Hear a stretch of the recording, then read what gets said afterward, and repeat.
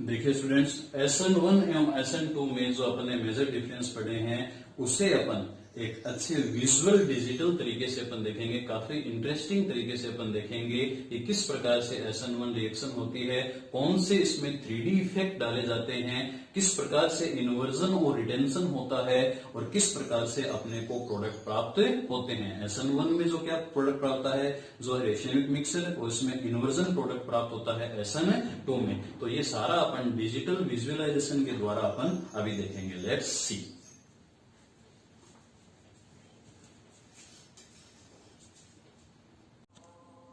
देखिए स्टूडेंट्स, काफ़ी interesting visual digital video होगा ये, जिसमें अपन एक्सप्लेन करेंगे न्यूक्लियोफिलिक सब्स्टिट्यूशन रिएक्शंस यानी SN1 एवं SN2 नाभिक स्नेही प्रतिस्थापन अभिक्रियाओं को इस वीडियो में अपन एक्सप्लेन करेंगे कि किस प्रकार ये अभिक्रियाएं होती हैं, कौन कौन से इंटरमीडिएट इनमें बनते हैं, कौन कौन सी स्टीरियोकेमिस्ट्री इनमें काम में आती है। तो न्यूक्लियोफिलिक सब्स्टिट्यूशन यानी नाम से स्पष्ट है कि न्यूक्लियोफाइल द्वारा सब्स्टिट्यूशन होता है। सब्स्टिट्यूशन किसके द्वारा होता है? न्यूक्लियोफाइल। कुछ टर्मिनोलॉजी अपन यहाँ पे पढ़ेंगे, डेफिनेशन यहाँ पे पढ़ेंगे। फर्स्ट ऑफ ऑल अपन पढ़ते हैं न्यूक्लियोफाइल, नाभिक स्नेही जिसे अपन कहते हैं, an electron rich species which easily donates an electron pair to form a new bond. एक इलेक्ट्रॉन रिच स्पीसीज होती है, इलेक्ट्रॉन के आधिक्य वाली स्पीसीज होती है, जो आसानी से इलेक्ट्रॉन को डोनेट कर देती है, अपने इलेक्ट्रॉन पेयर इलेक्ट्रॉन युग्म को डोनेट करती है एक नया बॉन्ड बनाने के लिए। नाभिक स्नेही पे चार्ज होता है, आप जानते हो, नेगेटिव चार्ज होता है। दूसरा इलेक्ट्रोफिलिक यानी इलेक्ट्रॉन स्नेही, an electron deficient species which easily accepts electron to form a new bond. ये इलेक्ट्रॉन की कमी वाली स्पीसीज होती है जो नया बॉन्ड बनाने के लिए इलेक्ट्रॉन्स को क्या करती है? एक्सेप्ट। अगर इलेक्ट्रॉन को एक्सेप्ट करती है तो इलेक्ट्रॉन्स नहीं या इलेक्ट्रोफाइल, इस पर चार्ज क्या होता है? आपका पॉजिटिव चार्ज होता है। नेक्स्ट अपन जो डेफिनेशन पढ़ रहे हैं वो है लिविंग ग्रुप। लिविंग ग्रुप क्या होता है? A substituent which easily withdraw its bonding electrons to form a separate and stable species. यानी ये आसानी से निकलने वाला ग्रुप होता है, नाम से है लिविंग ग्रुप, आसानी से निकलता है और जो बचा हुआ कार्बन है वो स्टेबल कार्बन होने का प्रयास करता है। जैसे अपन ने SN1 में पढ़ा था, क्लोरीन जो होती है या हेलोजन जो होती है वो निकलती है और वहाँ कार्बोकेटाइन का फॉर्मेशन होता है और कार्बोकेटाइन अपनी स्टेबिलिटी प्राप्त करने का प्रयास करता है। तो ये तीन चीज़ें अपन ने इसमें पढ़ी है। नाभिक स्नेही न्यूक्लियोफिल जिसपे चार्ज होता है नेगेटिव, इलेक्ट्रोफाइल इलेक्ट्रॉन स्नेही जिसपे चार्ज क्या होता है? पॉजिटिव। लिविंग ग्रुप, अच्छा लिविंग ग्रुप कौन सा होता है? हेलोजन में से अपन देखते हैं तो आयोडीन, जिसकी साइज क्या होती है? आपकी सबसे बड़ी होती है, उसको तोड़ने के लिए कम एनर्जी की आवश्यकता होती है, इसलिए आयोडीन जो होता है आपका सबसे अच्छा लिविंग ग्रुप होता है। अब देखिए SN1 रिएक्शन में एक एल्किल हैलाइड लिया गया है जो आपका पिंक कलर की आपको बॉल दिख रही है, इसके साथ अटैच है एल्किल ग्रुप के साथ, वो एक अच्छा लिविंग ग्रुप होता है। इधर ग्रीन कलर का आपका न्यूक्लियोफाइल दिया गया है। सबस्ट्रेट होता है, सबस्ट्रेट की स्ट्रक्चर दी गई है, ये 3 डिग्री सबस्ट्रेट होता है। ऑप्टिकली एक्टिव होता है, आपने पढ़ा है ऑप्टिकली एक्टिव मीन्स क्या होता है? प्लेनर पोलर लाइट को ये या तो क्लॉकवाइज रोटेट करता है या किधर करता है? Anti clockwise. न्यूक्लियोफिलिक जो आपको दिख रहा है, न्यूक्लियोफाइल दिख रहा है, यहाँ न्यूक्लियोफाइल जो होता है आपका वीक न्यूक्लियोफाइल होता है, स्ट्रॉन्ग न्यूक्लियोफाइल नहीं होता। सबस्ट्रेट जो दिख रहे हैं, सबस्ट्रेट इसमें अपन 3 डिग्री सबस्ट्रेट जो है वो आसानी से SN1 रिएक्शन करता है। देखिए सेंटर वाला जो कार्बन है उसके साथ में 3 कार्बन जुड़े हुए हैं। इधर अपन देख रहे हैं free energy and reaction progress के बीच में ग्राफ प्लॉट किया गया है जिसमें 2 पीक हैं। देखिए 2 पीक किस किस की हैं? क्योंकि रिएक्शन 2 स्टेप में कंप्लीट होती है। फर्स्ट स्टेप में कार्बोकेटाइन का फॉर्मेशन होता है। देखिए ये जो पॉइंट दिखा रहा है आपको कार्बोकेटाइन का, यहाँ फॉर्मेशन होता है। आगे देखिए कार्बोकेटाइन जैसे ही फॉर्मेशन होता है पिंक बॉल निकल जाती है, लिविंग ग्रुप क्या निकल जाता है? बाहर। कार्बोकेटाइन यानी पॉजिटिव चार्ज वाली स्पीसीज यहाँ पे बनती है। आगे जो है नेक्स्ट प्लॉटिंग की गई है, नेक्स्ट पीक में अपन देख रहे हैं कि कार्बोकेटाइन से न्यूक्लियोफाइल आकर क्या हो जाता है? जुड़ जाता है। अब यहाँ पे देखना कि SN1 में 2 स्टेप में कंप्लीट हो रही है, इसलिए ग्राफ में भी पीक 2 हैं। एक तो कार्बोकेटाइन की फॉर्मेशन होती है और दूसरे में न्यूक्लियोफाइल आके इस पे जुड़ जाता है। तो ये आपको ग्राफ ध्यान रखना है। SN1 में किस किस के बीच में है? ये फ्री एनर्जी या एक्टिवेशन एनर्जी बोल सकते हैं और रिएक्शन प्रोग्रेस दिखाई गई है। अब देखिए SN1 में आपने चीज़ें पढ़ी हैं कि दो प्रकार का जो होता है 3D कॉन्फ़िगरेशन होता है या 3D विन्यास होता है, दोनों तरफ से कार्बोकेटाइन के न्यूक्लियोफाई अटैक कर सकता है। यदि न्यूक्लियोफाई जो होता है सेम कॉन्फ़िगरेशन रखता है जैसे सबस्ट्रेट था, तो उसको तो अपन बोलते हैं रिटेंशन, और यदि उसके अपोजिट रखता है उसको अपन क्या बोलते हैं, इन्वर्जन।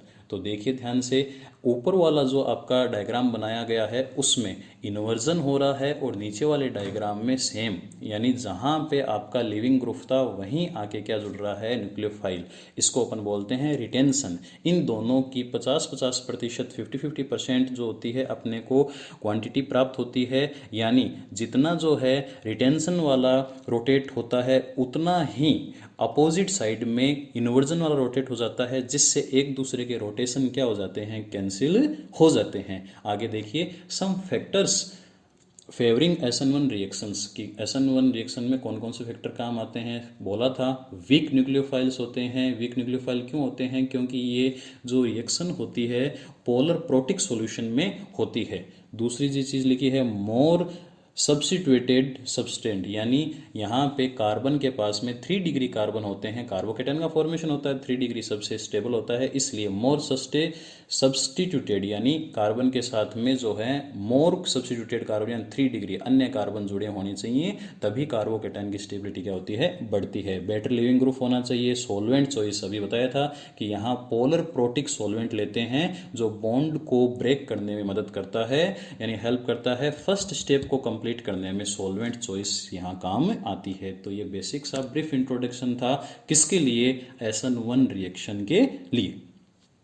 देखिए SN1 रिएक्शन जो है ये बहुत ही आसान रिएक्शन है, रेशिमिक मिक्सचर बनता है। अगली देखिए SN2 रिएक्शन। SN2 रिएक्शन में अपन देख रहे हैं एक तो एल्किल हैलाइड बनाया है, एक जो बनाया है आपका ये रेड कलर का, ये क्या है आपका न्यूक्लियोफाइल। यहाँ पे देखिए SN2 में जो कार्बन से जुड़े हुए 3 हाइड्रोजन ही दिखाए गए हैं। इसका रीज़न क्या होता है कि यहाँ स्टेरिक हिंड्रेंस जो होती है SN2 में इम्पोर्टेंट फैक्टर है कि जो कार्बन होता है जिससे लिविंग ग्रुप जुड़ा होता है उसकी स्टेरिक हिंड्रेंस त्रिविम बाधा क्या होनी चाहिए, आपकी कम से कम होनी चाहिए। बड़े ग्रुप अगर जुड़े होते हैं वो स्टेरिक हिंड्रेंस जो होते हैं वो बहुत अधिक दर्शाते हैं, आसानी से न्यूक्लियोफाइल को जोड़ने नहीं देते, इसलिए कार्बन से जुड़ी हुई तीनों वैलेंसी वो हाइड्रोजन दिखाई गई है ताकि न्यूक्लियोफिलिक आसानी से क्या कर सके, अटैक कर सके।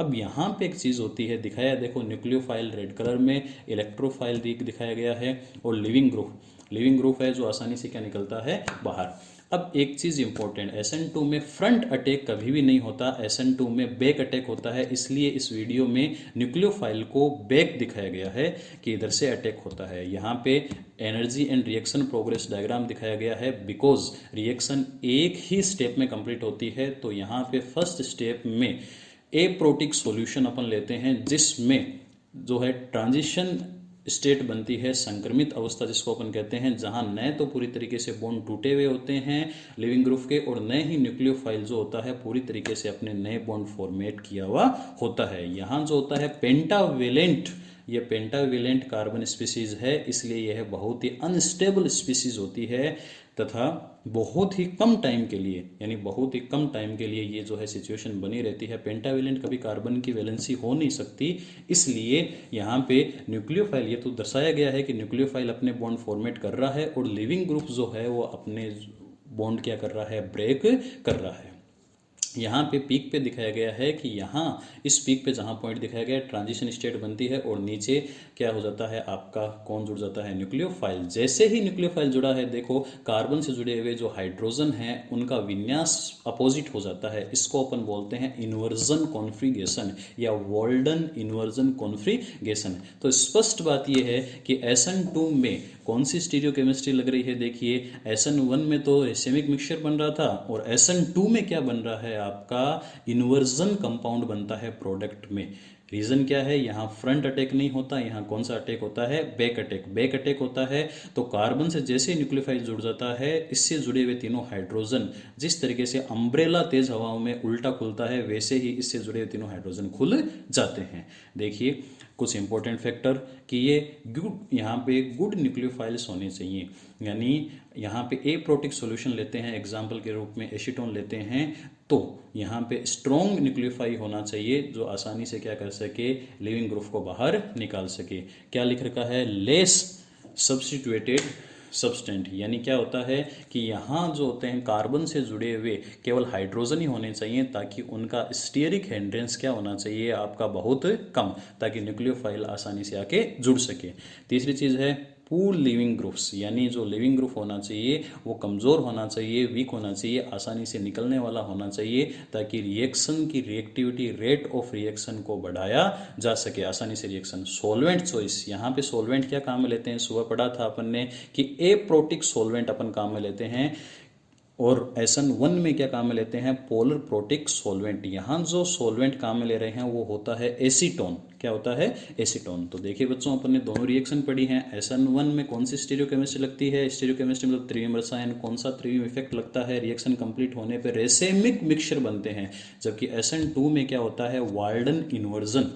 अब देखते हैं अपन इन दोनों में डिफरेंस, मेजर डिफरेंस क्या होता है। न्यूक्लियोफिलिक सब्स्टिट्यूशन रिएक्शन एक्सप्लेशन में अपन देख रहे हैं SN1 SN2। सबसे पहले अपन मैकेनिज्म के लिए देखते हैं कि SN1 जो होती है 2 स्टेप मैकेनिज्म होती है। एक में कार्बोकेटाइन का फॉर्मेशन होता है और दूसरे में कार्बोकेटाइन पर दोनों ओर से न्यूक्लियोफाइल अटैक करता है, जिससे इन्वर्जन एंड रिटर्सन यानी प्योर फॉर्म में रेसेमिक मिक्सचर प्राप्त होता है। इधर जो है आपका सिंगल स्टेप रिएक्शन होती है, जिसमें ट्रांजिशन स्टेट बनती है, जिसमें केवल और केवल पीछे से न्यूक्लियोफाइल अटैक करता है। दूसरा है काइनेटिक्स। अगर देखते हैं अपन तो SN1 यूनिमोलिक्यूलर होती है, SN2 क्या होती है, बाई मोलिक्यूलर होती है। यहाँ पे जो रेट ऑफ रिएक्शन होती है वो केवल एक मॉलिक्यूल पर डिपेंड करती है, जबकि यहाँ SN2 में रेट ऑफ रिएक्शन होती है वो एल्किल हैलाइड और नाभिक स्नेही यानी न्यूक्लियोफाइल दोनों पे डिपेंड करती है।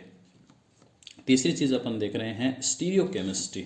स्टीरियोकेमिस्ट्री क्या है कि वहाँ पे जो प्रोडक्ट बनता है वो रेसेमिनाइजेशन यानी रेसेमिक मिक्सचर बनता है, जबकि SN2 में जो प्रोडक्ट बनता है वो क्या होता है, वाल्डन इन्वर्जन प्रोडक्ट बनता है।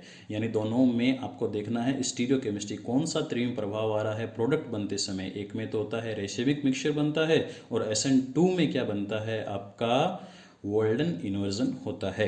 न्यूक्लियोफाइल SN1 के लिए वीक लेते हैं क्योंकि यहाँ पोलर प्रोटिक सॉल्यूशन काम लेते हैं जो बॉन्ड तोड़ने के लिए काम में आता है। इसमें पोर लेते हैं, क्यों पोर लेते हैं, क्यों न्यूक्लियोफाइल जो होता है सॉरी स्ट्रॉन्ग लेते हैं। स्ट्रॉन्ग इसलिए लेते हैं अपन कि यहाँ ए प्रोटिक सॉल्यूशन होता है जो बॉन्ड को तोड़ने में काम में नहीं आता, इसलिए जुड़ने वाला न्यूक्लियोफाइल क्या होना चाहिए आपका, स्ट्रॉन्ग, इन्वर्जन कर सके आसानी से। अगला है सबस्ट्रेट। सबस्ट्रेट यहाँ पे जो होते हैं हाईली सबस्ट्रेट होने से, यानी 3 डिग्री 2 डिग्री 1 डिग्री अपन ने पढ़ा है कि यहाँ कार्बोकेटाइन फॉर्मेशन होता है और सबसे जो स्टेबल कार्बोकेटाइन होता है वो कौन सा होता है 3 डिग्री, फिर 2 डिग्री, फिर क्या देखते हैं अपन 1 डिग्री। तो ये सबस्ट्रेट के लिए अपन ने देखा। इसमें क्या होता है स्टीयरिक हिंड्रेंस जिसको अपन त्रिविम बाधा बोलते हैं, जो सबसे कम किसमें होती है 1 डिग्री में, उसके बाद 2 डिग्री और 3 डिग्री में। तो दोनों का यहाँ पे रिएक्टिविटी ऑर्डर होता है। SN1 का तो 3 2 1 होता है और SN2 का क्या होता है 1 2 3। लिविंग ग्रुप जो होते हैं ये गुड लिविंग ग्रुप होना चाहिए। गुड लिविंग ग्रुप का मतलब होता है SN1 रिएक्शन में आसानी से निकलने वाला। पूर लिविंग ग्रुप जो होता है SN2 में होता है। इसका मीन्स क्या होता है कि ये कार्बन और हेलोजन जो बॉन्ड होता है वो आसानी से ब्रेक करने वाला लिविंग ग्रुप होने चाहिए, आसानी से लिविंग ग्रुप क्या निकल सके बाहर। तो ये देखो कितनी शानदार इंटरेस्टिंग तरीके से अपन ने पढ़ा है कि न्यूक्लियोफिलिक सब्स्टिट्यूशन रिएक्शन के 2 प्रकार होते हैं, 2 टाइप होते हैं, एक SN1 एक क्या होता है SN2। तो बहुत ही इंटरेस्टिंग था अपना ये video. Thank you so much.